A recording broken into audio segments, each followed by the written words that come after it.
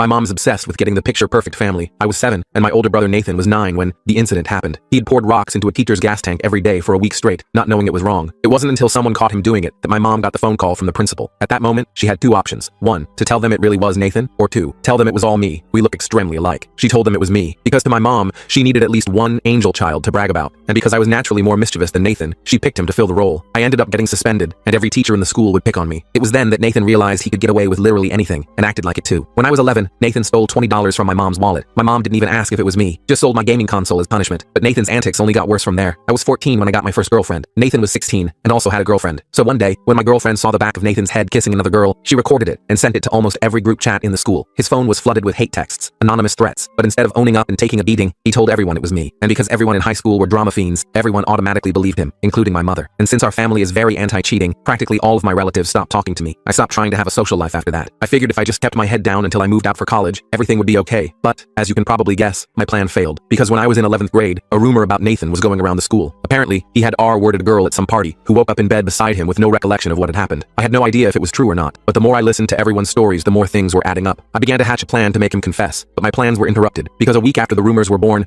people were threatening to beat me up after school. Eggs were thrown at me as I walked home. It wasn't until one guy threw a punch during lunchtime that I realized what was going on. Nathan had somehow convinced everyone it was me. I went home early that day, not knowing what the F to do. I remember living with so much fear, I didn't even want to leave the house. But when the weekend came, things took a dark turn. I got a notification that I was tagged in a post on Instagram, but when I clicked it, my heart dropped. The account was anonymous, but was followed by nearly everyone in school. The caption was my home address, phone number, email, all followed by an in-depth description of who I had violated, and just how I had done it. I almost threw up with stress. My hands and feet were ice cold. I tried to scroll through my WhatsApp to see if there was anyone I could reach out to, but there was only one. The only person who didn't blame me for Nathan cheating on his girlfriend, my dad. I hadn't spoken to him in almost 10 years, but when I called, the first thing he asked was if I wanted to come over, and he'd pay for the Uber. I breathed a sigh of relief, and left immediately. On the way there, I passed by 4 Toyota Corollas filled with angry 18-year-olds, all heading towards my house. Luckily, they didn't see me, and I knew I would be staying at my dad's for a while. When I got there, he didn't even ask why I had reached out. He just gave me a big hug, and played Polar Express on the TV, my favorite Christmas movie from when I was 5. But the second Tom Hanks started narrating, I burst into tears. Tears soon turned into hyperventilation, and within 2 minutes, I was having a full-blown anxiety attack. I couldn't even speak, and just showed him the Instagram post. "Son, I know you wouldn't do that," he said. It was the first time someone had seen the good in me. I immediately calmed down, and he continued speaking. Apparently, my mom had always treated Nathan a lot better, and my dad always tried to stand up for me. But things quickly escalated, and whenever my dad would defend me, my mom would get violent, which was the reason for their divorce. I told him my mom said he used to hit her, which is why I never reached out. He just nodded, but the look in his eyes told me he understood and forgave me. It was the most love I had been shown in my life, so I started crying again. My dad assured me not to worry because he would handle everything, and I was in safe hands. I smiled, because back then, I didn't understand the weight of his words. I didn't know just how seriously he had meant them. He protected me so well that I didn't find out what he had done to Nathan and my mom until it was too late to be undone. I can't tell you what happened next in this video. The full story is on my channel.